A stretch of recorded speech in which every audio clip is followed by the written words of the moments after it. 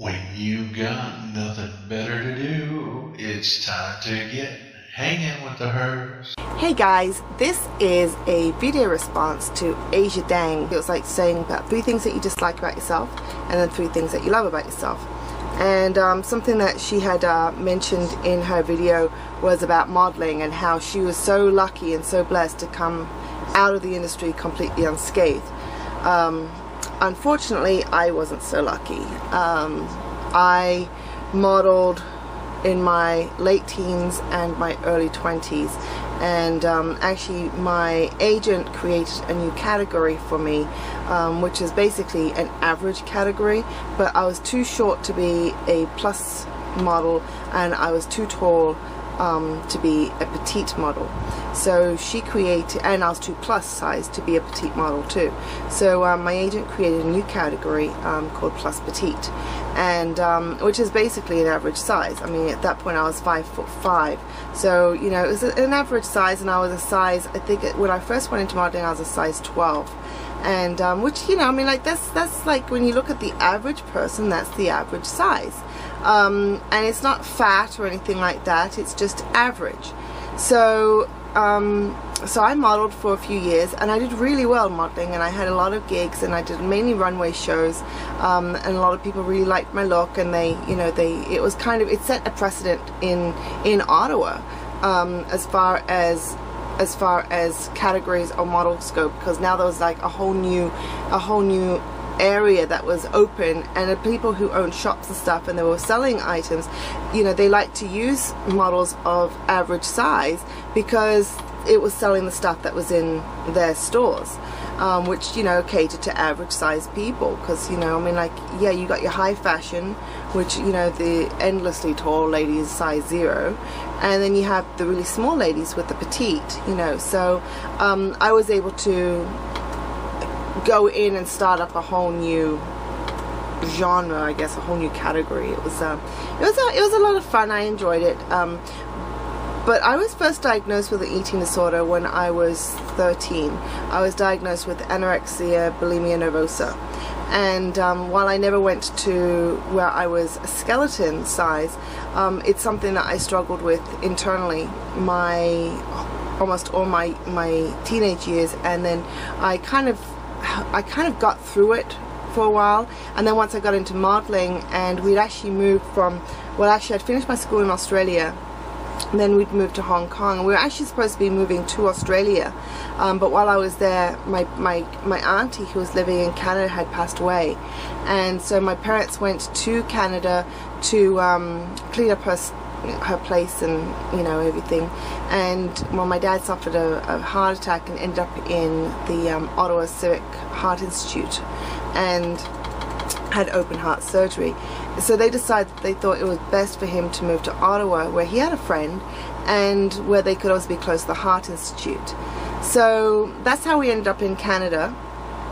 And after I was there for a while, I mean, like, at first it was all great, it was all exciting, everything was wonderful, but circumstances happened and life happened, and I didn't really make any friends. I mean, I was in I was like, you know, I was starting university, but I wasn't really fitting in with the culture and with people, and it was just kind of odd, because like one of my courses, the class was full, so I had to do my class from home by watching it on TV. So you can't really interact with people when you're at home watching it on TV.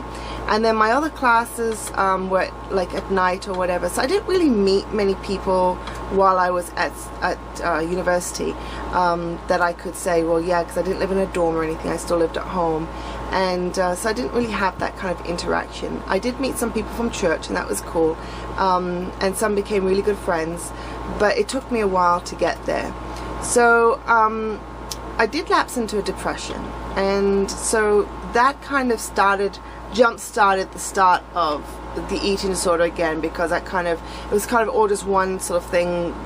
Things sort of flowed into the other.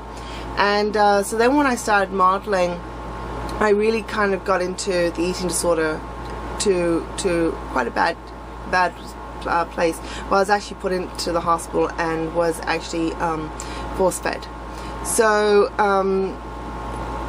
that was in my early 20s, and I remember my agent sitting me down one day and like having me coming into the agency and sitting me down in her office and saying, look, you know what, we created this whole category for you, and if you lose any more weight, we can't use you at all. And that was it.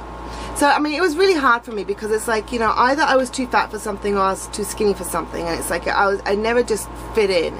And that's the thing, is you know, something that Asia talks about on her video about, you know, how you go in and everything is scrutinized. And I remember it's like I remember just going to cattle calls, which is like open casting auditions and stuff, and you know, it's just like, you know, cattle call, what are we, we're bovine, we're cows. It's but yeah, you kind of treat it that way, and you know, you audition and they can rip you to shreds, they can tear you a new a-hole, and they don't care. They're just letting you know why you're not good enough for them. You know, maybe you could improve it, but the way that they do it, it's a very, very, very, very callous, cruel industry. And a lot of girls haven't been able to come out of it unscathed. Now for me, I mean, like, you do have to have a thick skin. You seriously have to have the thickest skin, and if you don't have it when you first get in, one or two things happens. You drop out really fast, or you grow it really fast. And sometimes you grow it fast, and in the process of growing it fast, you kind of lose yourself as well.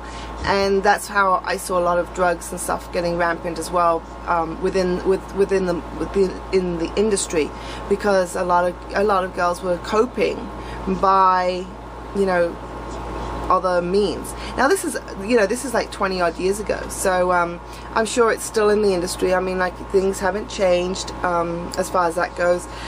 So the 3 things that I hated about myself, and I still have an issue with, and I'm working on. One is my stomach. I'm not going to even show you my stomach. Actually, I'm kind of feeling good about my stomach today. So here, let me set this up. I'm kind of feeling good about my stomach today because it feels smaller. It feels like it's smaller. But this is the first time when my stomach is bigger than my thighs, which you can't really see because my jeans are tight. But yeah. So number 2 that I've always had an issue with was my nose. Actually, I would almost say that this was number 1 because it's on my face. I always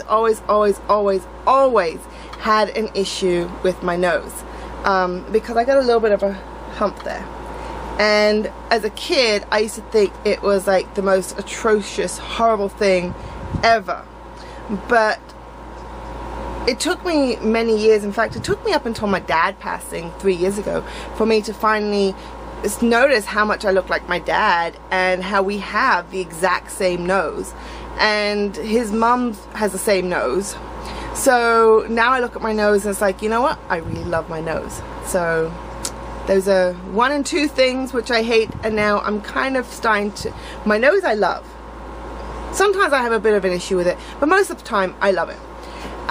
The 3rd thing that I hated were my lips. Skinny, thin lips. I always wanted to have big, puffy, kissy lips. I don't have those. What can you do, right? When you don't have something, you gotta make do with what you got. Okay, so the 3 things that I love about myself. I have a great personality. Yep, and that means that I think I'm ugly, right? No, I do. I have a really great personality, and I love to love people, and I love to help people. And so while it might not be something that's physical on the outside, I really, like, my whole passion is to help people and to, you know, to make them laugh. Like, that's one of the things I try to do in this video, is make you laugh. And or in this video series, is making you laugh. So that's what I love to do. So if I've made you laugh, then my job here is done, and I feel great. Because yeah, I mean, like, it's sometimes we all go through hard days, and some days it's just easier to just tune on and tune onto YouTube, tune out of everything else, and just watch someone, and just it makes them laugh, and then that's good. Because I know I've had to use it for myself, not obviously watching myself, but other videos where I've needed to just tune out of life and just start laughing and stuff. So okay, so that's that. I love my nose now because it reminds me of my dad.